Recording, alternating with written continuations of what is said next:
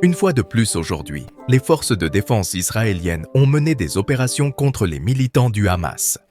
Chaque jour, des soldats israéliens découvrent des cachettes de militants, ce qui me surprend de voir comment ils occupent des maisons civiles sans se soucier de leur sécurité, mettant ainsi leur vie en danger. Au cours de ces actions, des soldats israéliens auraient arrêté des membres du Hamas à plusieurs points clés de Gaza. À cette occasion, la capture des troupes de la brigade blindée maritime et de la brigade d'infanterie Golani s'est distinguée, ainsi que la saisie des bâtiments gouvernementaux du Hamas dans les quartiers Sheikh Islin et Rimal de la ville de Gaza. Dans le même temps, il a été annoncé qu'Israël continuait de faciliter les couloirs humanitaires pour l'évacuation des Palestiniens vers le sud. Les lieux occupés par les soldats comprenaient le parlement du Hamas, le complexe gouvernemental et le quartier général de la police. Il a également été mentionné la capture de la maison du gouverneur à Gaza, où se trouve le quartier général du Hamas, les bureaux de la police et des renseignements, ainsi que les installations utilisées dans la préparation de l'attaque du 7 octobre. Au cours de l'opération à la maison du gouverneur, les soldats du 3e bataillon de la brigade Golani ont trouvé du matériel domestique et des armes que les terroristes du Hamas avaient reçues lors de l'attaque précédente du 7 octobre. Ce bataillon a joué un rôle crucial dans les combats, perdant au moins 41 membres lors de l'attaque du Hamas contre le sud d'Israël.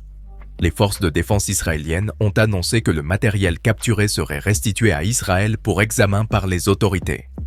L'armée a révélé qu'un bâtiment universitaire, occupé par des soldats, servait de centre de production et de développement d'armes.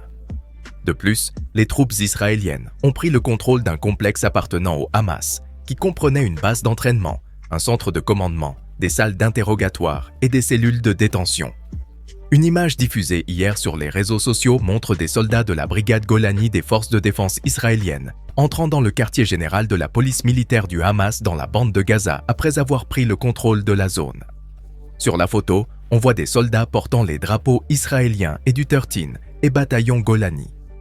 La date à laquelle l'image a été prise n'a pas été confirmée. Une autre image similaire est apparue récemment, montrant des soldats de la brigade Golani à l'intérieur du bâtiment du Parlement de Gaza, situé au nord du centre-ville. La 162 et division des forces de défense israéliennes a achevé l'occupation du camp de réfugiés côtiers d'Al-Shati, qui abrite environ 150,000 personnes qui ont fui lors de l'offensive israélienne.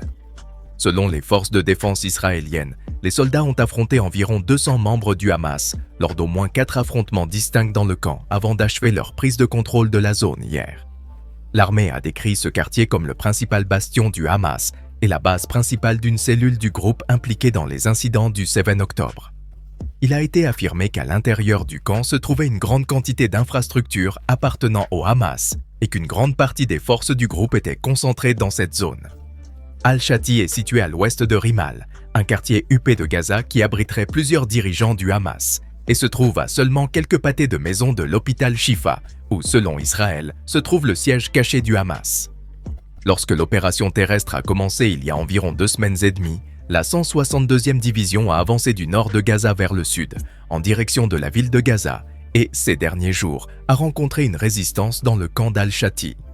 Au cours des dernières heures, au moins 4 affrontements avec des membres du Hamas ont été signalés à Al-Shati, selon les informations de l'armée. La plupart des maisons du camp étaient piégées. On estime qu'entre 150 000 et 200 000 Palestiniens ont quitté le camp lorsque les troupes israéliennes sont entrées. Les forces de la division se sont affrontées avec environ 200 combattants du Hamas à Al-Shati. Bien que l'armée estime qu'Al-Shati est totalement sous contrôle, des incidents sporadiques se produisent encore. Les systèmes de commandement et de contrôle du Hamas dans la région auraient été démantelés lors de raids tôt hier matin. Les forces de défense israéliennes ont confirmé la malheureuse nouvelle de la mort de 2 autres soldats lors de combats contre des membres du Hamas dans le nord de Gaza. Malheureusement, le nombre de victimes des opérations terrestres israéliennes s'est élevé à 46. Le ministre de la Défense Yoav Gallant a publié la déclaration suivante. Le Hamas a perdu le contrôle de la bande de Gaza à la suite de ces événements, tandis que les forces de défense israéliennes cherchent à sécuriser pleinement la ville de Gaza. Le Hamas n'a pas la capacité d'arrêter l'avancée des forces de défense israéliennes, qui se développent sur tous les fronts. Les terroristes du Hamas fuient vers le sud et le peuple palestinien démantèle les bases du Hamas. La population palestinienne a perdu confiance dans son gouvernement. Nos forces poursuivent leurs plans stratégiques, accomplissant leurs tâches avec précision et létalité. Nous nous concentrons sur la réalisation de nos buts et objectifs, sans abandonner notre objectif, a souligné Galland. Ce commentaires font écho à une déclaration antérieure du ministre des Affaires étrangères Eli Cohen, qui avait mentionné que la pression internationale pourrait influencer les actions d'Israël à Gaza. Des militants du Hamas ont mené une série d'attaques sur le sol israélien dans la nuit. En Israël, des tirs de roquettes, menés par des membres du Hamas, ont fait plusieurs blessés, dont une personne qui a été transportée à l'hôpital dans un état grave, après une attaque dans une partie de Tel Aviv. Dans le même temps, la perte de 11 soldats de la brigade Givati à cause d'un missile anti-char tiré sur leur véhicule blindé de transport de troupes a été l'un des événements les plus tragiques de la guerre à Gaza. Cette évolution met en évidence l'une des menaces les plus graves qui pèsent sur les forces israéliennes opérant dans la région centrale de Gaza.